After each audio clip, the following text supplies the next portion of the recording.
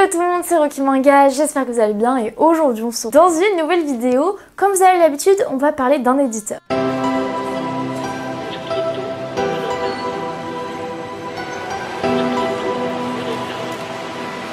Alors, sous ma dernière vidéo que je te mets dans le i jusqu'ici, je vous avais dit que je vous ferais voter pour le prochain éditeur sur lequel vous voudriez que je fasse ma vidéo. Et je crois que la réponse a été sans appel. Vous avez voté, il me semble, à plus de 60% pour Ki-hoon. Donc, bah let's go, vidéo sur Ki-hoon. Par contre, je vais vous l'avouer, c'est clairement pas l'éditeur chez lequel j'ai le plus de séries. Vous allez comprendre, on va commencer avec la première question. Quel est le tout premier manga que j'ai eu chez eux? Et c'est un manga que j'ai commencé extrêmement tard, c'est tout simplement My Hero Academia.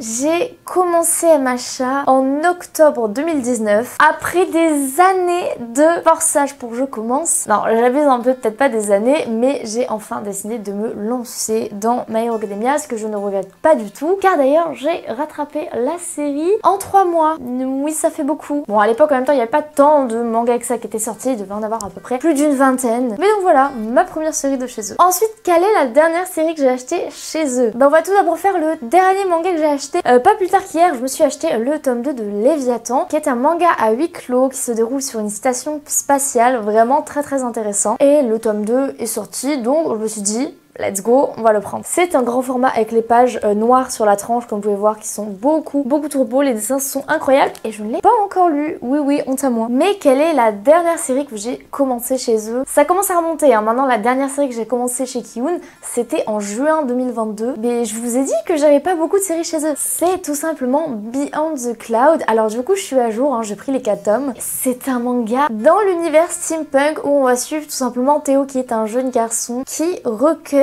une ange tombée du ciel et tout simplement ben voilà, on va partir à l'aventure avec eux, on va suivre un peu toutes leurs péripéties. C'est un Kizuna, donc c'est un manga recommandé également pour les enfants. C'est très beau, les dessins sont jolis, tout est un peu en style aquarelle comme vous pouvez le voir sur la couverture. Donc n'hésitez pas, si vous êtes fan d'univers un peu féerique, un peu fantasy, ou alors bah, si vous avez des enfants, c'est un très bon manga pour leur faire découvrir l'univers des mangas. Ensuite, quelle est ma série préférée chez eux? Ça va pas être très compliqué, c'est ma série préférée de tous les temps. Si vous me suivez, vous devez le savoir parce que je force avec. C'est tout simplement Beastars. Les 5 premiers tomes de Beastars, j'ai eu un peu de mal, mais après, ça devient oufissime et c'est un seinen, un Beastars qui est assez dur avec des scènes pas gore, hein, c'est pas du tout le terme, mais c'est dur dans le sens où ce qui arrive aux personnages, l'évolution des personnages est incroyable, hein. J'ai jamais vu un manga avec une telle évolution et un tel développement de personnages, mais du coup bah, c'est horrible parce qu'on s'attache à eux forcément et du coup ce qui se passe, bah, ça nous plaît pas toujours, mais c'est comme ça, moi ça reste mon manga préféré et ça le restera pendant un moment je pense. Et le petit manga que j'ai dans les mains, c'est tout simplement Beast Complex, c'est la suite de Beastars,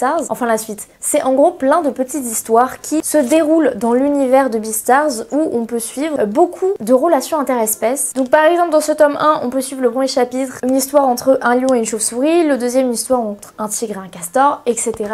Le tome 2 est déjà sorti, pour l'instant il n'y a que 3 tomes au Japon. Donc voilà, si vous avez fini Beastars et que l'univers vous manque, je vous conseille Beast Complex. Combien j'ai de séries chez Ki-hoon? Je vous ai dit que j'en ai pas beaucoup, j'en ai 19. Comparé à Meian où j'ai tapé les 25 séries en un an, là on est nettement moins élevé. 19 tout simplement parce qu'il n'y a pas énormément de séries qui m'intéressent chez Ki-hoon. Et bah comme je dis, les peu de séries qui m'intéressent, je les ai déjà. Donc voilà. Mais du coup, est-ce qu'il y a des séries que j'aimerais commencer chez eux? Eh bien il n'y en a qu'une seule en réalité que je ne possède pas et que j'aimerais bien commencer. Ça s'appelle Les Liens du Sang, c'est par Shujo Oshimi, l'autrice des Fleurs du Mal. Mais la seule raison pour laquelle j'ai pas commencé Les Liens du Sang, c'est que j'ai toujours pas fini Les Fleurs du Mal. Donc quand j'aurai fini cette série en 11 tomes chez eux, et ben je commencerai Les Liens du Sang. Mais du coup pas tout de suite. Ah oui, parce que Les Fleurs du Mal, c'est une dinguerie, comment c'est un enfer à trouver en occasion. Je les ai trouvés que 2 fois, oui 2 fois, sachant que j'ai commencé la série en 2020, ça commence à faire long. Ensuite, quelle est la série que je n'ai pas continuée? Bon, je vous le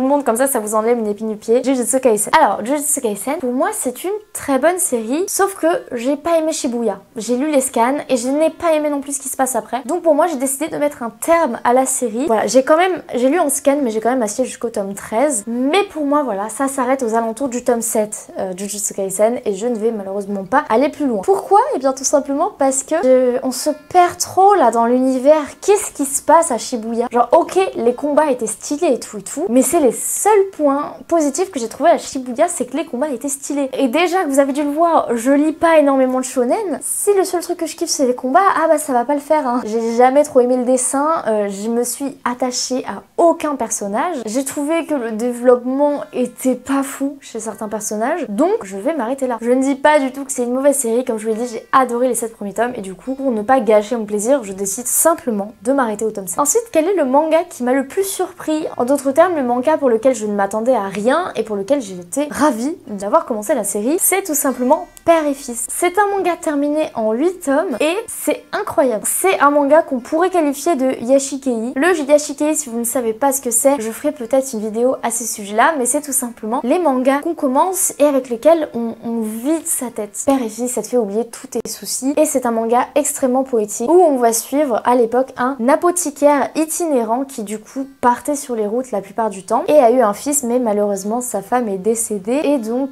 il se voit dans l'obligation de prendre son fils avec lui dans ses tournées et on va suivre le développement d'un jeune garçon qui est tragique parce qu'il a perdu sa mère, il n'a pas parlé pendant de nombreuses années après ça parce qu'il a été tout simplement traumatisé de la mort de sa mère et un père qui a souvent été absent pendant les premières années de son fils, donc qui est limite un inconnu au début pour son fils et on va suivre tout ce développement. Donc là c'est la cover du dernier tome, donc vous pouvez le voir que bien sûr que ça se finit bien, bien sûr qu'il crée des liens. C'est un manga hyper intimiste, j'adore et j'allais dire très hâte d'avoir la suite, mais c'est la fin. À l'inverse, quel manga m'a le plus déçu? C'est City Hunter Rebirth. Alors ça m'a pas du tout déçu dans le sens où c'est pas du tout un mauvais manga, c'est juste que si vous me suivez depuis un moment vous devez savoir que je suis fan de l'univers de City Hunter et en fait je ne m'attendais pas à ça, je pensais que ça allait être une suite, sauf que pas du tout. Voilà, City Hunter Rebirth c'est un isekai dans lequel une jeune femme se retrouve réincarnée dans le monde de City Hunter. Donc voilà, c'est très cool, j'ai adoré ma lecture, mais j'ai été déçue dans le sens où ce n'est pas du tout ce à quoi je m'attendais à la base en lisant ce manga. Après j'ai que les 2 premiers tomes, hein, j'attends de trouver la suite, mais pareil c'est un peu long parce que j'ai l'impression que personne lit cette série, du coup les trouver en occasion, ah c'est l'enfer.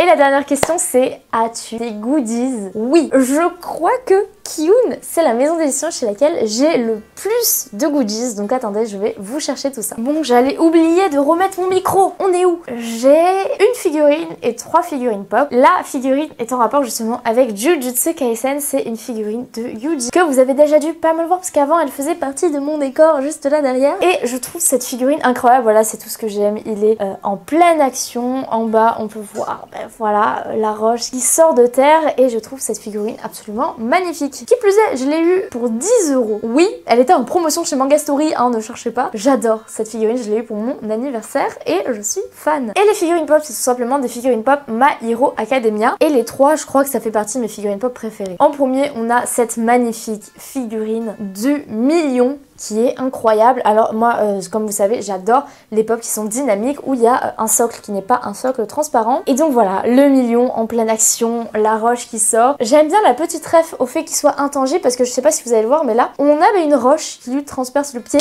et c'est absolument incroyable. Ensuite, une de mes pop préférées, la Deku Eri, vous allez dû l'avoir passée. C'est une ref à la saison 4, si je ne me trompe pas. Quand il sauve Eri en mode one for all, 1 milliard de %. Et j'adore cette pop parce que tout simplement, donc comme vous voyez, le socle n'est pas classique. En plus de ça, la transformation incroyable et il a la petite Eri sur le dos. Oui, il a Eri sur le dos. La figurine est incroyable. Et la dernière, oh là là, je suis tellement contente. C'est l'une des dernières pop que j'ai achetées. Là, comment vous dire, je suis tellement contente de l'avoir chopée. C'est la Overhaul version méga attaque avec des bras et des veines sur la tête et tout et tout. Cette figurine est magnifique. Si je ne me trompe pas, c'était une Funko exclusive à la base, sauf qu'elle a sorti sur la Fnac. Donc voilà, je suis trop contente de l'avoir vue quand j'ai vu qu'elle était ressortie. Ah là là, mais cette figurine est absolument incroyable. Et c'est tout pour mes goodies. Les amis, n'hésitez pas à me dire en commentaire quel est votre manga de chez Kiun, le manga que vous préférez. En attendant, à l'heure où cette vidéo sort, vous pouvez aller voir dans l'onglet communauté de ma chaîne, j'aurai sorti le sondage pour tout simplement que vous me disiez quel est le prochain éditeur chez qui vous voulez que je fasse cette vidéo tout simplement. Comme d'habitude, moi c'était un plaisir de vous retrouver sur cette chaîne et je vais vous dire à très bientôt dans de prochaines vidéos. Bye bye.